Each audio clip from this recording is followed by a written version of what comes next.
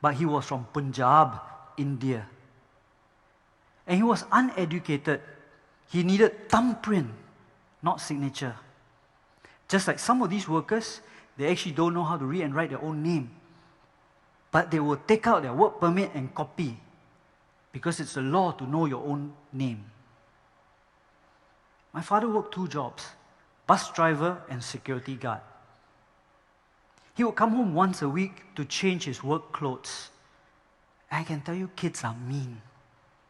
They used to disturb and say, "Hey, your father's smelly. He rides a bicycle. Why no money?" Yeah, he didn't. He would save everything for us, just like these workers do. And while kids are mean, adults are no better. His colleagues and his friends would tell him, "Sing bila lu nak balik kampung, baliklah India." I translate for you.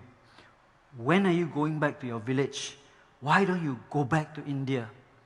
And I was a kid listening to this. I was angry at him. I was embarrassed by him.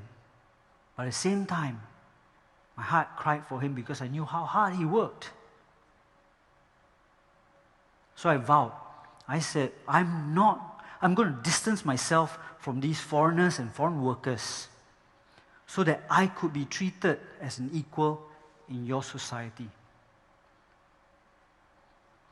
But you see, you can call it fate, karma, the universe. It has a plan for you. And it has a funny way of teaching you lessons. After my NS, the only job I could find was in a shipyard, then construction sites, then oil and gas. My subordinates, my colleagues, my superiors, non-locals. But they taught me a lot of lessons. Right now, I run several successful businesses, helping other companies overcome their challenges with the 7-8 different nationalities that they have on their work sites, solving their cultural or behavioral issues, simply because I know what these guys are thinking and feeling. You see, you don't need to go to the university to learn life lessons. Looking at the audience, I know that some of you have gone for NS, or have families that have got sons that go for NS. NS is hard. First 2 weeks are hell. You don't see your parents, no home-cooked food, and no freedom. For these guys, their first 2 weeks are 2 years. So let's see whether we can put you in their shoes just for a short while. So imagine you're one of them. Every day, you have to wake up at 4 o'clock in the morning to prepare your meal, breakfast and lunch, pack it up, and then be downstairs at the roadside by about 5:30. So a lorry comes, and you can't be late for the lorry. Lorry can be late for you. You're late, you get cut a salary. So lorry comes, you scramble on. And the numbers at the back of the lorry tell you how many people can be squeezed into that lorry. And then they drive you and deposit you at the work site. This is by maybe 6:30. And you have to wait there because the gates are not open yet. At 7:30, the gates finally open. And you're not paid for this time. When the gates finally open, you rush in to punch your card or do a fingerprint. And if you're late, again, cut. Then you do your work. Then you do your work until lunch, where you finally get to take the meal that you cooked and that you hung up somewhere. Now you get to sit on a pavement and eat. Then this continues, your work continues until about 8, 9, where finally they send you back. You take a shower at 10 o'clock, a quick shower, because there's over 1,000 people waiting for you. Then you cook your meals. You might not have time to wash your uniforms. Next day happens again and again. And that's just work. That's fine. Then at work, the hard part is when you're trying to work, someone comes up to you and says, "Hey, you stupid. You don't know how to work, is it? I cut your salary." Because there are times that you don't know how to work. that you don't know certain things. That's at work. Then when you take public transport, you sit in a train, a total stranger will cover their nose because you're smelly, or walk away and pull their kids away because they are fearful. And you can't say anything. All these workers are very afraid of losing their jobs.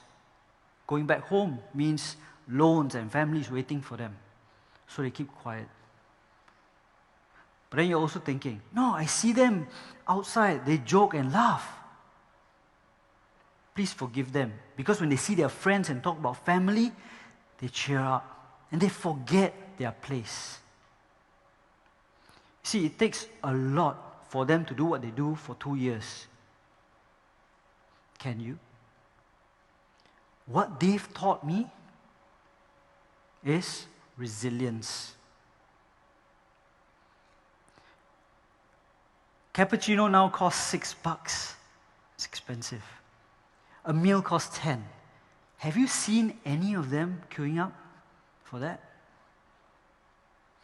Which leads me to ask you this. What do you think their monthly salaries are? So I'm going to do a quick survey. I'm going to see how many people raise their hands when I flash some answers. So I hope you can participate. All right? I'm going to flash some answers and you tell me what you think their salaries are. How much do you think they earn a month? If you think it's A, can you please raise your hands? Great. You can put them down. If you think it's B, please raise your hands. Can't be the same person again, right? Okay. If you think it's C, please raise your hands. Okay. If you think it's D, please raise your hands. Thank you. For those that have chosen A and B, later after this, please give me your numbers. I'll pass it to them.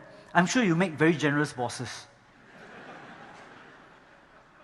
For those that chose C, very close, very pragmatic, but the harsh reality is far worse. You see, they earn about $14, $15 a day. And to do that, they have to take a loan of about $6,000 to $7,000 to pay an agent to come here and work. $6,000, $7,000 doesn't seem much. But imagine, to pay off that loan, you need to work for 1.5 to 2 years. And that's, hopefully, you get to work every day. So they save what they can. And that means they cook their own food, if they can.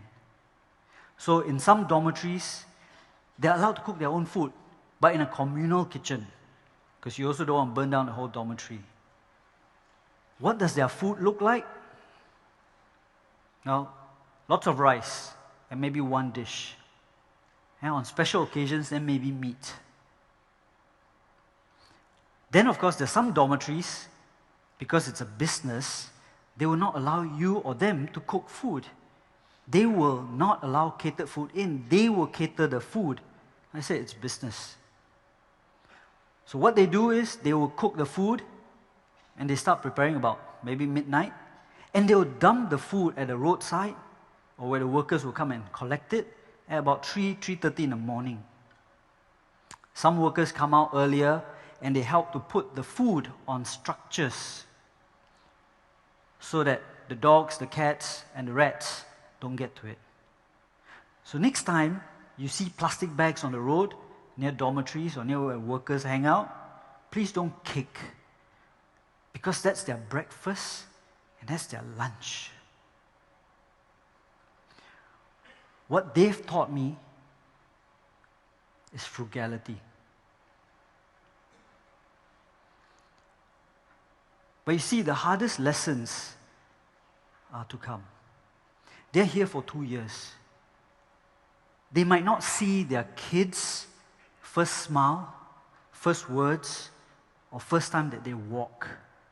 And some of them don't see when their parents pass away. And as a man, you take it, you keep it, because you don't want to worry your family. Just like some of you go for NS or your studies, when parents ask you, how is everything? You say everything is good. You'll fake it, you'll lie, because you don't want someone else to worry. A long time ago, I had a project called Robertson Walk, and I had two workers, Anthony and Raja. So they came to me one day and said, "Boss," my name is Boss, "Boss, can we use the show flat?" I said, "Okay, sure." So on a Saturday night, they opened up the show flat, I was there, and they were clean. For the first time in my life, I saw them clean. Best suit, even combed their hair. And they had this old camera where you put the film inside and turn. Every time you take a picture, you turn. Don't know whether some of you have seen that. And Raja would pretend to cook in the kitchen. Anthony would take pictures. And then they'll swap. Then they'll sit on the couch and watch the fake TV. And then they'll swap. They'll be on the dining chairs, swap. And I asked them, "Why are you going through all this?" Then they said, "So we can send the photos to our mothers so that they won't be worried." Sad. But I knew exactly where they lived. They lived in the basement 2 car park of a building under construction. 180 workers in a car park with plywood walls, bunk beds, thin mattresses, dirt and mud on the floor. And yet they were telling their parents they are good. What I learned from them is sacrifice. You've probably also seen reports or photos on the internet where a worker helps an elderly cross the road. Or where there's a heavy downpour, someone holds an umbrella. Then there was one, not too long ago, where a toddler was dangling from the 3rd floor balcony. And everybody was busy taking photos and calling for help. And these 2 workers came out of nowhere, climbed the outside of the building, saved the toddler, came back down on the outside, left. Remember when I said, call it universe, call it life, call it karma? Well, my father used to work in a place called Soon Lee, around an area called Soon Lee. Soon Lee, even back then, had a lot of workers just hanging around because there were dormitories. And one of these nights, while he was working, he had a stroke. And he fell outside the gate. The boss, who he had worked with for more than 30 years, got into his car, in his nice Merc, drove off past the gate. I can tell you, it is very hard to miss a human body. The only reason he survived was there was a group of workers who rushed over and said, "Uncle, are you okay?" And they called for an ambulance and they stayed with him. Workers, not the guy with the 5 C's. See, these guys have empathy towards others. They might be less educated than you, but they can care. They might have less than you, but they have a heart. What they taught me was empathy. Now, at the start, I said there's some kind of disconnect. There is a disconnect between humans to humans and within our own feelings. You see, some of you say that you want to go overseas and help out with charity work, disasters. Great. Some of you say that you want to start businesses so that you want to find passion to solve the world's problems. Wonderful. But here's a catch. Without compassion, how can you have passion? If you don't care about people, then whatever you're trying to solve doesn't matter. If you can't recognize the people that are right in front of you, why are you going overseas? See, I want to teach my kids to respect others and treat people the way they should be treated.